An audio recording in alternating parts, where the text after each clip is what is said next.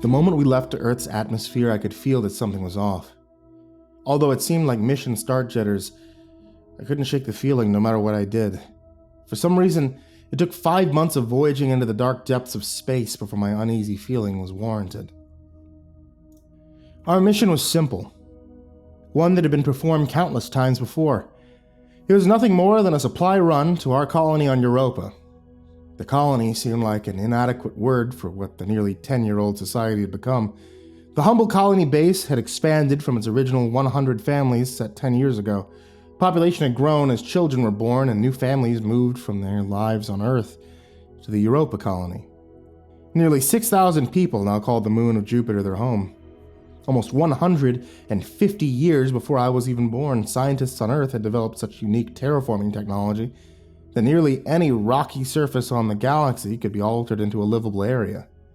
The machines worked so well that entire planets could sustain life in as little as a year after placing them on the surface. But the colony was fully autonomous, like all the other colonies we had made in the solar system. Certain luxuries were always in high demand from our homeworld. Data chips containing thousands of episodes of new shows or entertainment, complex snacks and treats that were difficult to make within the colonies, and other various items that the settlement might not have the correct facilities to produce themselves. Our supply drop this time contained mostly exotic foods, which was typical. What wasn't standard was the 4 crates that were completely void of any markings beyond the symbol for interdimensional travel. The mark seemed confusing and out of place on the crates, especially with no context. The manifest made no mention of what they were, and according to our laws and my job description, we could not open them without severe consequences. You can't help but feel insignificant as you sit on the ship, staring out through the window at the vast void of space. The sense of wonder that bumbles up inside you as you ponder what all could be out there. As advanced as we had gotten and as quickly as we were expanding out into the reaches of space, we still hadn't found any form of foreign life forms. I mean, sure, we had seen some alien bacteria and some small cell clusters of living things, but nothing significant enough to have a central nervous system, let alone a brain. Nothing anywhere near the aliens or monsters once seen in movies and television shows. As I sat there arbitrarily contemplating our existence, the comms in my quarters chimed. The voice of my closest friend and co-worker, Sable, sounded over the speakers. He sounded just as bored as I was. And sadly, working aboard a supply ship's nowhere near as glamorous or exciting as, say, an exploratory vessel or something like that. A lot of our time is spent simply waiting as our ship puts along towards our destination. It's not fair of me to say. The fact that we can make the trip from Earth to Europa in less than a month is stunning. And I feel like I've just become jaded from having made this journey back and forth so many times, with little to no excitement in our travels. Hey John, you want to meet down to the mess hall for a drink? Damn, Sable, you know just what to say to pull at my heartstrings, I replied. His deep bellowing laugh sounded through the speakers before saying, Perfect, see you down there. Sable was a large, melanin-heavy guy, broad shoulders, and what at first glance just appeared to be a thicker frame made up his appearance. However, upon closer inspection, you'd realize that the guy was solid as a brick. Most of his bulk was, in fact, an impressive amount of muscle. How intimidating and almost scary Sable looked in direct contrast to his personality. He'd become my best friend because of his overwhelmingly positive and kind nature. He loved to joke around and laugh, as well as had an innate drive to help anyone who needed it. The two of us were general maintenance crew for the ship.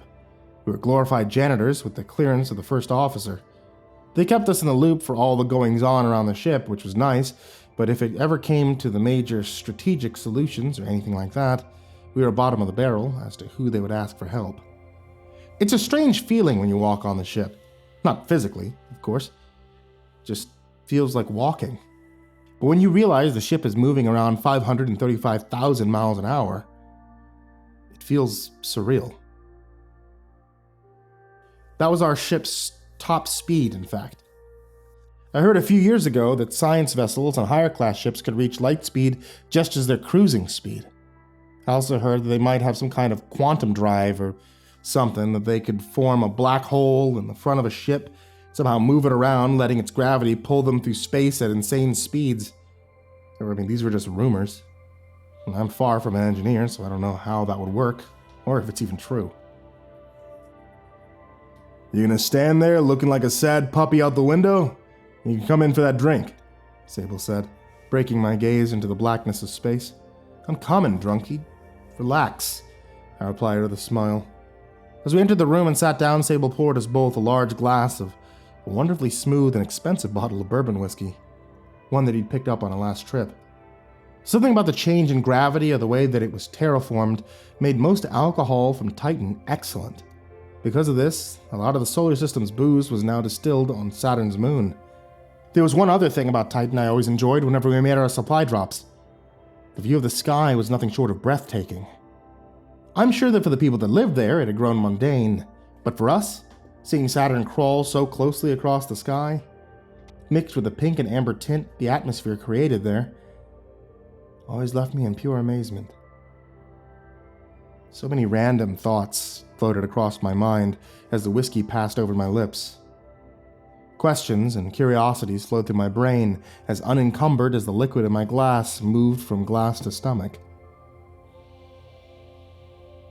Do you ever wonder what it's like back before the terraformers? You mean back when we were all trapped on Earth? Sable replied. From what I remember in history, it was nothing but wars and fighting over needless problems. What do you mean by needless problems? I asked, putting the two words in half-assed air quotes with my glass hand. It was back when our society was still heavily set on various religions. Massive groups of people fought wars, slaughtered countless people in the belief that it was for whatever god they believed in. The divide amongst the various religions split our entire society completely. Yeah, I remember hearing about that now. That was before we all realized that science would get us further than any of the religions would. Once we realized that, all the nations united, and this is the start of the major technology explosion. I remember the history lesson, but you're missing my actual question. What do you think it was like to live back then? Shit, I don't know, man. Sounds like it'd be horrible. And could you imagine wasting all that time on politics and crap? Sable replied. I took another warm, smooth sip of my whiskey before answering. And that's not even to mention all the other stupid concerns that we were having back then. What do you mean? Well, you remember people were worried about race, and I was interrupted by the robotic voice of the intercom overhead. Maintenance crew to the bridge. Sable hung his head and shook it before looking at his glass, still half full of the strong whiskey. He gave me a very annoyed look before finishing the glass in one massive gulp. I groaned at the intercom's request, wishing that we had given a few more hours worth of break, but clearly that wasn't the case. What do you think it is this time? Sable asked as we stood at the table. I don't know. We probably forgot how to adjust the big comfy chairs again or something. Sable laughed as I finished the rest of my drink, and we made our way to the bridge. Freighters were, by no stretch of the imagination, small ships. However, the distance from the mess hall to the bridge was at least a 10 to 15 minute walk, and based on previous experience of why they needed us on the bridge, we were in no rush. Hey, I was just thinking, I started as we walked along the primary vacant hallways. How long have we been traveling? We should be near Europa, shouldn't we? I wonder if there's something wrong with the equipment, as they run through the final approach checklist. Yeah, I guess we should be getting pretty close, shouldn't we? Well, if that's the case, it would be the first thing to make this trip even remotely interesting. Sable shot me a joking smile before continuing. If that is why they need us down there, maybe we should pick up our pace. Sable and I quite enjoy our jobs. They've been working together as a team for longer than I care to mention. But as much as we love it, we also love to complain about it. I've always thought that playful teasing usually means you like it, just like little kids on a playground. With that in mind, Sable and I tend to fill our day with a plethora of jokingly talking shit about our work and the people that we worked with. In reality, I wouldn't trade my job for anything. It fits my personality quite well, and I think the same goes for Sable, although I couldn't read his mind or anything, so it's just an assumption. Either way, without another word, we both picked up our pace to just under a jog. When we reached the bridge, it was obvious that something a little more serious was going on. People were running around frantically, shouting questions about what they saw or read. The main screen showed nothing but a glitching picture scrambled with heavy amounts of static. I stood there just taking in all I saw as my brain screamed in my head, asking what we had just walked into. Sable placed his hand on my shoulder, causing me to look over at him before he spoke. "Let's find out what they need us up here for." I simply nodded in response before stopping one of the navigation officers. "Hey, what's your name? What's going on up here?" The man looked dumbfounded that I didn't know what was happening, but quickly regained his composure and answered me. My name is Tanik, and as far as what's going on, I think you need to ask the captain. All I know is we got a weird message, and then I think that the communication array went out. It's been frantic up here ever since." With the last comment, Tanik hurried off to another side of the bridge and stared at screens to do whatever it is he did. I shot Sable a weird but slightly confused look, which he returned. We both knew that if the navigation officer was correct and the comm array was damaged, we would have to suit up and work outside the ship. I hated working outside the ship, especially while we were moving. I'd only had to do it a handful of times, but although you and your tools and equipment are all moving through space at the same speed, the danger factor ramps up tenfold. On the other hand, I knew that we still had at least a day or so before we would be slowing down and starting an orbit around the moon. That meant that if we needed to repair anything outside the ship, it would need to be done now, and we'd still be moving while we worked. Since Sable is in no way hesitant to solve any problems, he just yelled out over the noise of everyone else talking. "Hey Cap, what's the problem? What do you need us for?" Captain Alex Dreyer had been captain of the freighter for longer than Sable and I had been assigned. He'd always been a fantastic captain, especially for putting up with our crap all these years. We had become relatively close. Because of this, it was odd to see his callous and rude reaction to Sable's question. "The fuck do you think is wrong? Look around you. Our comms are down. We just received a cryptic transmission from Europa's surface. So get your asses outside, get our ears back up." Sable and I simply nodded before turning around and walking towards the nearest airlock. I had a strange feeling that there was far more to what happened to bring the comms down.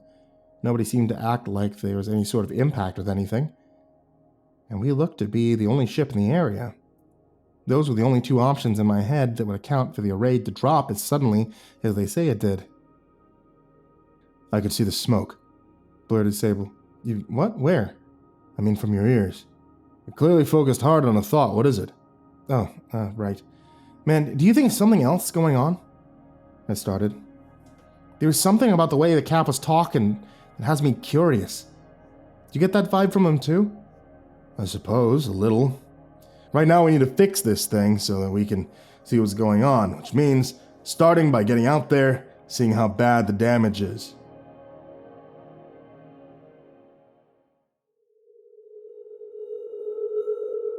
It's pretty jarring. The first time you ever step outside a spacecraft, moving at hundreds of thousands of miles per hour through space. For some reason, you always expect to be hit by wind rushing past or extreme resistance. But the reality is there's no friction, no resistance. You're already moving at the same speed as the ship, making it much more like swimming in a calm lake or pond than anything else. The real risk is the thought that if you were to get tagged by even the smallest pebble floating through the void at that speed, it'd be the equivalent of taking a light-speed rocket directly to your chest.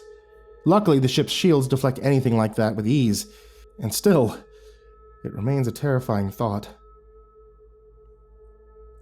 Not only tied to each other, but also to the ship itself, we moved carefully along the hull towards the communications array. The trip wasn't far, but the caution we took, I'm sure, made our inspection take longer than the captain would have wanted. "Hey, John, come check this out," Cable spoke into the radio. As I rounded the corner and stepped into the backside of the array, I immediately knew what he was trying to show me. A cover panel was dented and damaged, leaving a significant gap in the metal. And the opening that had been made, I could see that several wires had been severed and a small circuit board was smashed. The hell? How is that possible that we even got hit by anything? Not only are the shields up, it's on the backside of the array, I said, bewildered. "Which means that it had to have been going the same direction as us, and much faster than us, and slipped past the shields," Cable responded. "But that's crazy, right? I mean, the odds of that happening would be so incredibly low, right?" "Yeah. I'd be like winning the lottery while being struck by lightning on a cloudless day. It'd be like taking a... Before I could keep going, the captain's voice passed through the radio. Have you two figured that out yet? We need that fixed immediately. Our communication and navigation systems are down until you can get that fixed. We're running blind right now, so you better have some good news for me. Before I answered, I looked closer into the hole in the panel. Then, reaching inside, I gripped an object that rendered me speechless. As I pulled it out and held it up for Sable to see, he began to speak for me. Oh, Captain, somehow we got hit by a stone about the size of a golf ball. Are you fucking with me, Sable? Because I advise you to know this is far from a good time to be fucking with me. Especially if you don't want to be left on Europa and relieved of your job. No, sir. I wish I could explain how it happened, but John just fished the stone out of one of the rear compartments. He's holding it up in front of me right now. How quickly can you fix it? We could probably have it back up in an hour as long as there isn't damage deeper in. Suddenly some of the ionic lightning crackled around us, interrupting Sable. It crackled and popped just above the ship's hull for a few seconds, as we stared blankly at it in wonder. Static screamed louder over the radios, hurting our ears. Doubling over and holding our helmets in a pointless attempt to quiet the screeching from the radio, I screamed from the pain. Sparks and burns formed at our feet as two small objects flew from the strange orb of electricity just as quickly as it appeared. The radio fell silent and the sphere of lightning vanished. After regaining my composure, I looked at the hull near my feet. There were two slimy spikes that looked to be made of some foreign type of rock, lodged into the steel. Just in front of my eyes, the slime slid from the spikes. It found itself and disappeared into the ship through the same holes the spikes made. Sable and I shot each other a frightened look before I started calling out over the radio. Captain Dreyer, we have a situation? I don't know how to describe what just happened, but I think something got into the ship. Captain, can you hear me? What in the Sam Hill you're talking about, John? What do you mean something got in the ship? The captain snarled. Actually, never mind, just get the fucking comms back on now. But, Captain, don't give me that shit. Just get it done, John. I just shook my head. Maybe I imagined it.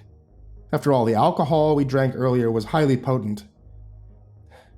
Yes, Captain. We'll get it done as soon as possible. I feel like Sable must have had a similar train of thought running through his mind, because as the thoughts raced through my head, we worked in complete silence to return the communications array to working order. After nearly 30 minutes, Sable finally broke the silence. Okay, I'm with you, John. Something more has to be going on. You're right. Captain's clearly on edge about something. Plus, what was that storm? I've never seen anything like that, have you? Dude, I thought I was insane seeing that. You saw it too, right? What happened? What was that? I responded. I have no idea. And even more so, I have no idea how to describe what we saw to Cap.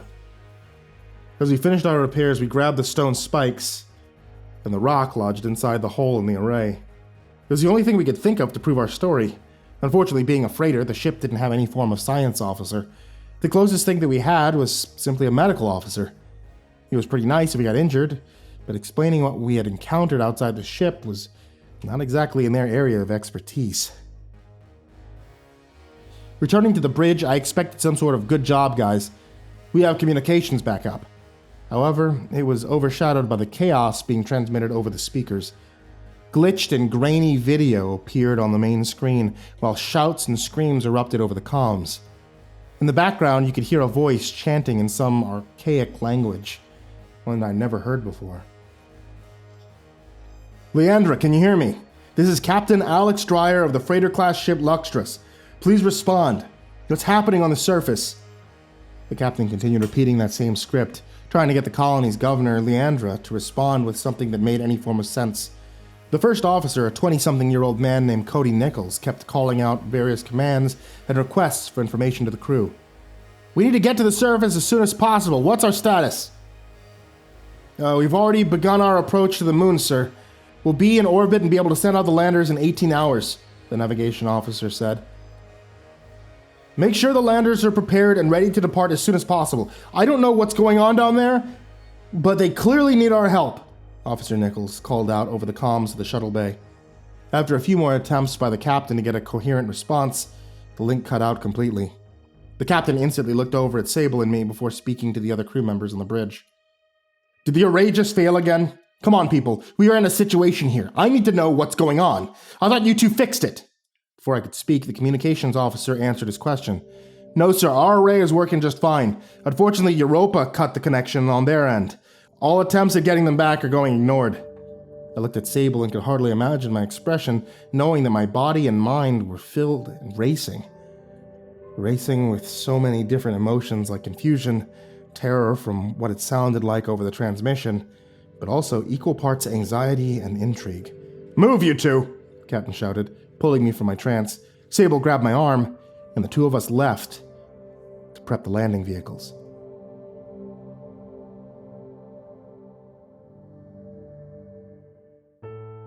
Hey there kids, it's me, MrCreepyPasta, and I just wanted to tell you thank you for watching tonight's video, or listening to tonight's episode of the podcast. And as always, I want to give a very big thank you to everybody who supports me on Patreon. If you scroll down to the description at the very bottom, you'll find a whole bunch of people there. Also, we've included this nice little scrolling thing because the number of people who support me on Patreon has gotten so big that I'm afraid it might actually max out the description. So we've included this here as the little scrolling text on the end screens. So everybody on that scrolling text, everybody I'm about to mention right now and mispronounce all of your names, and everybody who can donate even $1, thank you so much. A very big thank you to Jordan Alexander Sanchez, Stephanie Butler, Reaper61167, Bobby Karman, Tristain, Pelton, Chance Burnett, Diana Kraus, Thiccy McQuicky, SamaHigh, CrusaderChocobo, SpookyShel, Atomaurus, Grand Moth the Milky, Big Smoke 369, Captain Scurvy, SaltyIrishPoet, Estebean, Brayden Morris, Nate Kuhl, HorrorFan1212, Hour Minute Second Time, Kyle Reznak, David Martin, Scare-ington the Unkempt, Robert Malcolm, Angelus, Spanky, Snoochie Boochie, Seclude, Lupita Galvin, That Creepy Chick, Tyler Fletcher, Merxenum, Red Shadowcat, Xavier the Cheyenne, Demix, Sean Cadieu-baker, 6 Gay Rats in a Trenchcoat, Turtleman, Rob Like Sharp Things, Cryolinian, Xavier Graphius, Lord Life's Best, Goring Tramagasi, Maria Walker, Emily Mitchell, Crazy Kid, Mr. Marcus Blitz, Aka Limchok, Dirt Diver 030, Matt Bach, Voice of Sand, Coffee Zombie, Hidden Tiger, Shelly J, Jeremy H, Psychomel, Nana, Deleted Account, Melted Lake, Tali Sue, William King, Darth Miver, Michael Ortiz, Titanic Aries, Bardo Hawk 764, Lambda M98, Harley, Sashi Suzaku, Cronut 509, Kaylee Ambrose, Suji Campbell, Stricken, Freddy Krueger, Happy Birthday Jason Wilson, Lisa Cottrell, Caspian, Hades Nephew, Tater Chip, Acid System, Prozac and Pancake Appreciation Society, Benjamin Welvert, Cryptic Nightmares, Kiwi the Sloth, Fester's Lampshade, Sky Harbor, Nico Kyle, Rafael Rodriguez, The Ginger Bros, Aaron Stormcrow, Daniel Polson, and Corey Kenshin. As always, thank you guys so much, because you guys help me do everything that I do here. You guys help pay authors for stories and commission stories and do everything that I can do to make this channel and make this podcast the best it could possibly be. So thank you all for supporting me here. And as always, everyone, sweet dreams.